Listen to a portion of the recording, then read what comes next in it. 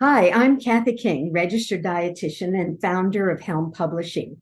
We provide nutrition education, continuing education that empowers, inspires, and grows expertise for health practitioners so that they can improve the health of the public. I started my private practice in 1972, and I started Helm Publishing in 1991. One of the fastest growing paradigms in the dietetic profession is intuitive eating.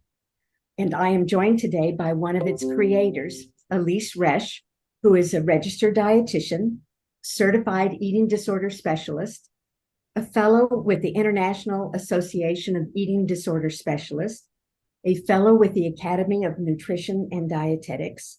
She is co-author of the book, Intuitive Eating, which is now in its fourth edition. Plus, she has published many workbooks, chapters, journal articles, and blog posts. Elyse does regular speaking engagements and extensive media interviews in the Wall Street Journal, New York Times, LA Times, ABC, CNN, and many other media outlets. Elyse, thank you for taking the time to be with us today. Oh, I'm delighted to be here. Thank you, Kathy, for inviting me. Yes. Let me start with a question that many may be asking. What is intuitive eating? I think it's the most important question you could ask because there's so many misconceptions and myths about intuitive eating out there. And it's troublesome because people start to think they can only eat when they're hungry, stop when they're full, and that's what intuitive eating is. And I like to call it a dynamic interplay of instinct, emotion, and thought. So instinct, that's the part of us that came from the dinosaurs. That's the part that is instinctually wants to survive. And that's at the lowest part of our brain as humans as well. The other part is the emotional part, the limbic brain or the mammalian brain that came about with when mammals did. Dogs and cats have feelings, but they can't talk about their feelings. And what differentiates us as humans is the thinking part of our brain, the neocortex. So a dynamic interplay of instinct, emotion, and thought, meaning that, yes, we may have the instinct for hunger, fullness, what we like to eat, but sometimes those instincts are affected by illness, having a cold, and you can't, the food doesn't taste so good, emotions, anxiety, that might increase hunger or take away hunger. And so we use the neocortex, the thinking part of our brain, to make the best decisions for ourselves. And I think this is an important distinction because too many people think it's just about the instinct, eat when you're hungry at a specific level and stop when you're full. I think so. So how did you evolve to this in your practice? Well, I never thought that I was going to go into working in the field of weight control, which was something I never wanted to do and didn't pursue. I was trained working with developmentally disabled kids, and I had planned to do my career working with families, helping them learn how, help their kids eat. And I kept getting referrals from doctors asking me to help people with high cholesterol, with high blood pressure, with, medical conditions. And they would say, help them lose weight. And it never felt right to me. I didn't want to do that. So I would try to avoid that and help people just kind of maybe add some oatmeal and beans if their cholesterol was high. But I got, pulled into giving them meal plans and weighing them. And this is now, I've been in practice 41 years. So this is a long time ago. And I have to have a little bit of self-compassion for the fact that I didn't know what else to do at the time. But very quickly, I realized none of this feels good. And especially after a session with a young woman who came back to me after trying out my meal plan and saying, I can't do it, I'm binging. And I didn't know what to do with her. It was right around that time that I started getting much more involved in learning about psychology, which I've always been interested in. And reading a couple of the early books, a couple of things in the literature about non-diet, about just helping people eat whatever they wanted to eat. Now, here I was, a registered dietitian, now RDN, registered dietitian nutritionist. How was I going to tell people to eat whatever they wanted to eat? I mean, I knew that broccoli had more nutritional value than, green jelly beans, but I really did a deep dive into the psychology, and I was in my own therapy and learned so much about the human psyche. And I realized that telling people what to eat or how much to eat was crossing a boundary of this assertion of autonomy that a healthy ego has, that most people just they want to do what they want to do. They don't want to be told what to do. So putting that together with the fact that deprivation, Abraham Maslow is a psychologist who said we are driven by our unmet needs. So the things that we don't have is what we want. So it just didn't make any sense to tell people what to eat or how much to eat or what not to eat. It was going to fail. And as time went on, I saw that the literature around people going on diets, trying to lose weight, showed that it's not a sustainable process, that, people fail, and they actually are not failing. It's the whole mentality of dieting that is a failure.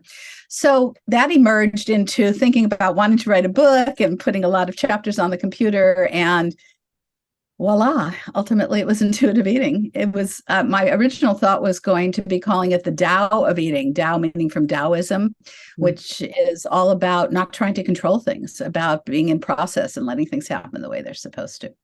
So long story short, let go of all of the old ways. And I've been working with intuitive eating for actually well before the first book ever came out in 1995. Okay. The next question that would be naturally is, are dietitians trained in this? I understand they're using intuitive eating in classwork now, but are they trained well enough to use this? Very important question. They're lucky if they get some classwork. Not all schools are teaching intuitive eating or teaching things about eating disorders and how diets lead to eating disorders.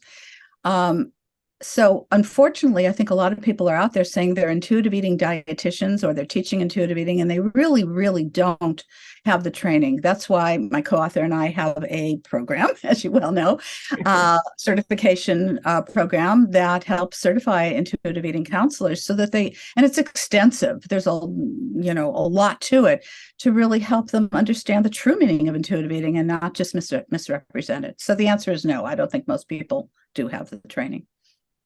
I would like to ask, what do clients say about intuitive eating? Are they happy with it? What do you expect when you start someone on intuitive eating?